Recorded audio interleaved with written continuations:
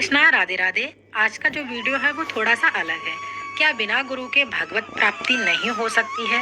क्या बिना गुरु दीक्षा के पूजा का फल हमें नहीं मिलता है? या बिना गुरु बनाए किस मंत्र का जाप कर सकते हैं? साथ ही जीवन में गुरु का महत्व क्या होता है?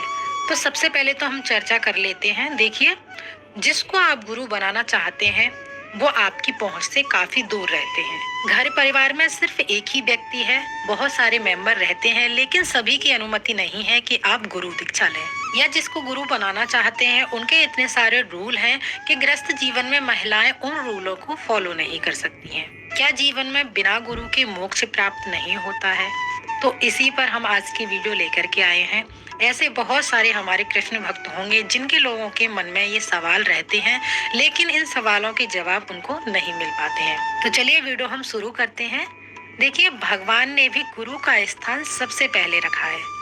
भगवान से पहले गुरु का महत्व बताया है।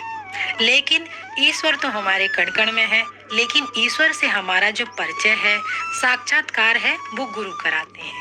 इसलिए सनातन धर्म को मानने वाले हर शख्स को गुरु बनाना अनिवार्य होता है। साथ ही गुरु बनाने के लिए साधक होना अनिवार्य है। ऐसा कोई भी व्यक्ति हो जो साधना नहीं करता है, उसे गुरु नहीं बनाना चाहिए।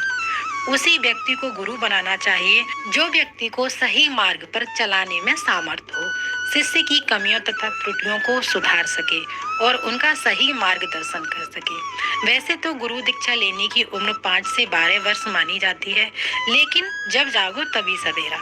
आप अपने अंतिम क्षण में भी गुरु बना सकते हैं। गुरु हमेशा शिष्य को अपने स्तर तक उठने में हमेशा मदद करते हैं।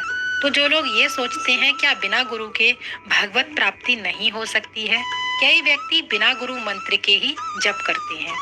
अगर नाम या जप से ही भगवत प्राप्ति हो सकती है तो हमें गुरु आवश्यकता है, ऐसा साधक मानते हैं। तो क्या बिना गुरु दीक्षा के भगवत प्राप्ति नहीं हो सकती है? तो बिना गुरु के भगवत प्राप्ति असंभव है। भगवत प्राप्ति ही क्या, बिना गुरु के भक्ति मार्ग पर चलना भी असंभव है। भक्त गुरु के मार्गदर्शन से ही आगे बढ़ता है। गुरु वो मार्ग है जिस पर चलकर भगवान को प्राप्त किया जा सकता है। भक्ति का जीवन में अहम रोल होता है। अगर आपके जीवन में गुरु नहीं है तो आप अपने जीवन में भक्ति के मार्ग में नीचे गिर सकते हैं। तो गुरु बनाना भी 2 तरीके का होता है। तो पहला है किसी प्रामाणिक गुरु से दीक्षा लेना और दूसरा है किसी संत को गुरु मानना। यानी 2 तरीके से गुरु बनाए जा सकते हैं। पहला तरीका है आप किसी संप्रदाय के पास जाएं और उनकी परीक्षा पास कर लें और दीक्षा प्राप्त कर सकते हैं। ऐसे प्रकट रूप से गुरु बनाए जा सकते हैं, पर यह तरीका थोड़ा मुश्किल है। इस्कॉन दीक्षा का जो प्रोसीजर है बहुत ही मुश्किल है।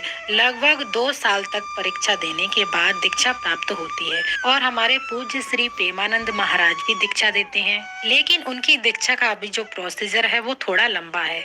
जो लोग 1000 किलोमीटर से दूर आते हैं वृंदावन में दर्शन करने के लिए, तो उनके लिए हर बार आना पॉसिबल नहीं होता है, क्योंकि एक बार में ही 50 से 40 हजार उनके खर्च हो जाते हैं। तो पूज्य श्री प्रेमानंद महाराज जी से एक बार आने पर गुरु दीक्षा नहीं प्राप्त की जा सकती है। वहाँ पर जो सेवक होते हैं आप उनसे पहले मिलेंगे, वो आपको एक तुलसी माला देंगे, कुछ बुक्स देते हैं जो पढ़ने के लिए, और माथे पर चंदन तिलक, गले में कंठी माला और ब्रज रज का तिलक होना अनिवार्य होता है। और जिसमें तुलसी की जो माला है उससे आप जाप करेंगे, वो 11 हमें माला प्रतिदिन जाप करनी होती है। और जो हमें बुक्स दी जाती हैं उसका हमें प्रतिदिन पाठ करना होता है। 1 से 2 महीने लगातार आप इन सब चीजों का डेली पाठ करेंगे। उसके बाद जब आप जाएंगे वृंदावन तो आपको वो जो सेवक हैं वो मिलेंगे और वो बताएंगे आपको कुछ जो बुक्स में प्रश्न लिखे होते हैं, उनको प्रश्न को पूछेंगे। अगर उन प्रश्नों पर आप खरे उतरते हैं तो आपको जब तीसरी बार बुलाया जाएगा तब आपको गुरु दीक्षा मिल सकती है। हो सकता है आपको चौथी बार भी जाना पड़ जाए। तो वहाँ पर भी दीक्षा का प्रोसीजर थोड़ा मुश्किल है। हर किसी को दीक्षा नहीं मिल पाती है, इसकी कोई गारंटी नहीं है कि आपको दीक्षा मिल ही जाएगी। और जो गृहस्थ जीवन में व्यक्ति बंधा हुआ है अपनी जिम्मेदारियों से, उसके लिए इतना सब कुछ करना पॉसिबल नहीं है। जब महाराज जी आपके प्रश्नों के उत्तर से संतुष्ट हो जाएंगे तभी आपको दीक्षा मिल सकती है। आज के टाइम में ये तरीका मुश्किल होता जा रहा है। जो कृष्ण भक्त जन हैं वो गरीब भी हैं और वृंदावन से अधिक दूर भी रहते हैं। जो व्यक्ति 800 या 1000 किलोमीटर दूर रहते हैं, उनके लिए आने जाने में बहुत पैसा खर्च हो जाता है और कोई गारंटी भी नहीं है कि आपको दीक्षा मिल ही जाएगी। जो व्यक्ति वृंदावन से अधिक दूर रहते हैं तो उनके लिए काफी मुश्किल है, और अगर आपके पास बहुत सारा पैसा और समय है तो आप दीक्षा ले सकते हैं, लेकिन अगर प्रभु की कृपा होगी तभी ये पॉसिबल हो पाएगा। आजकल गुरु को प्राप्त करना बहुत मुश्किल है, इसलिए ये प्रोसेस हर व्यक्ति के लिए नहीं बना है। और जो दूसरा तरीका है वो बहुत आसान है और ये कोई भी व्यक्ति कर सकता है। दूसरा तरीका ये है, जैसे फिर वो संत जीवित हो या ना हो, उन्हें आप गुरु मान सकते हो। जैसे राम भक्त हनुमान जी को अपना गुरु मानते हैं और कई कृष्ण भक्त भाई जी महाराज को अपना गुरु मानते हैं। कई विठल भक्त तुकाराम महाराज और गैलेश्वर महाराज को भी गुरु मानते हैं। मैं प्रेमानंद महाराज जी को गुरु मानती हूँ। ऐसे आप प्रकट या अप्रकट रूप से आप अपने गुरु मान सकते हो और ये तरीका बिल्कुल सही है। और गुरु मंत्र की अगर बात करें तो श्री हरि विष्णु जी के आप आराध्य हैं, या लड्डू गोपाल की सेवा करते हैं, या राम जी के भक्त हैं, या वो आपके इष्ट हैं, तो आप महामंत्र का जाप कर सकते हैं।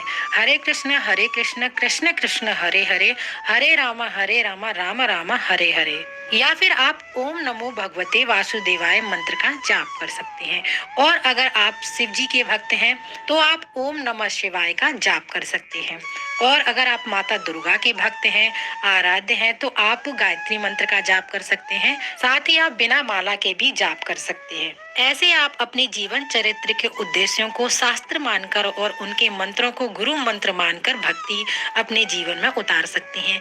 ये तरीके एकदम सही हैं। और जो लोग ऑनलाइन गुरुओं को अपना गुरु मानते हैं, जैसे अमोघ लीला प्रभु और महाराज प्रेमानंद महाराज जी के जो सत्संग होते हैं, आप उनको जरूर प्रतिदिन सुनिएगा। रोज एक वीडियो में सत्संग सुनने का संकल्प लें और रोज 2 माला गुरु मंत्र का जाप करें और प्रतिदिन ऑनलाइन गुरुओं का सत्संग सुनना चाहिए। ये आपकी साधना होनी चाहिए। हमेशा व्यक्ति को किसी न किसी संत की वाणी जरूर सुनते रहना चाहिए या पढ़नी चाहिए। गुरु की वाणी सुनने अथवा पढ़ने से भक्ति करने के लिए शक्ति प्राप्त होती है। और ये जो दूसरा तरीका मैंने आपको बताया है, ये प्रैक्टिकल भी है। आप बहुत आसानी से इसे कर भी सकते हैं। और जिन अप्रकट संतों को आप गुरु मानते हैं, वो सारे संत बैकुंठ धाम या साकेत धाम में हैं। वो धाम में बैठे बैठे ही आपको मार्गदर्शन देते रहेंगे, क्योंकि वो सारे संत हमारे साथ अप्रकट रूप से हमारे साथ में हैं। ऐसे आपको किसी न किसी गुरु को स्वीकार करना पड़ेगा और गुरु की वाणी सुननी अथवा पढ़नी पड़ेगी। सिर्फ दीक्षा लेने से कोई शिष्य नहीं बन सकता। जब आप गुरु मंत्र और गुरु वचनों को फॉलो करेंगे तभी आप शिष्य कहलाएंगे। फिर चाहे आपके गुरु प्रकट हो या अप्रकट हो, ये रूल दोनों पर लागू होता है। ऐसे आप गुरु बनाकर वापस धाम जा सकते हैं। ऐसे ही बिना गुरु के साधना ना करें, अंदर से किसी न किसी गुरु को अवश्य माने। भक्ति में जीवन में बहुत सारे उतार चढ़ाव आते हैं और गुरु कृपा से ही आप सारी कठिनाइयों को पार कर सकते हैं। बिना गुरु के अधिक से अधिक 2 साल तक ही आप भक्ति में टिक सकते हैं, पर जब दुख रूपी घटना जीवन में आएगी तो आप उसे संभाल नहीं पाएंगे और भक्ति से लड़खड़ा जाएंगे। 90% लोग दुख आने पर भक्ति छोड़ देते हैं, क्योंकि इसे समझना और सहना अत्यंत कठिन होता है। अगर आप गुरु के सानिध्य में हैं, तो आपको गुरु इस दुख का रहस्य समझाएंगे। गुरु ही शिष्य का हाथ पकड़कर बिना गिराए आगे बढ़ा सकते हैं। गुरु और भगवान के बिना हम कुछ भी नहीं हैं। सारे विकार और माया के प्रहार से बचाते रहते हैं। गुरुदेव गुरु ही हमारे अंदर शक्ति डालकर हमें पावरफुल बनाते हैं। इसलिए भक्ति का जीवन में बहुत बड़ा योगदान है। माया का ये क्षेत्र बहुत डरावना है। इस जीवन के रास्ते सारे जाल बिछा रखे हैं। गुरु ही हमें हर संकट से बचाते हैं और साथ ही भक्ति में आगे बढ़ाते हैं। इसलिए गुरु के बिना हमें भगवत प्राप्ति नहीं हो सकती है। इसलिए भक्ति में कहा जाता है, गुरु कृपा ही केवलम। इस जिनके गुरु नहीं है, उन्हें अपने इष्ट का पूजन करना चाहिए और जीवन में जब तक गुरु ना मिले तब तक अपने इष्ट देव का नाम जप करते रहो। तो आज का वीडियो यहीं पर पूरा होता है। अगर आपका कोई प्रश्न है तो पूछ सकते हैं। फिर मिलते हैं अगली किसी और वीडियो में। साथ ही कमेंट करके जरूर बताइएगा आप ये वीडियो कहाँ से देख रहे हैं। राधे राधे।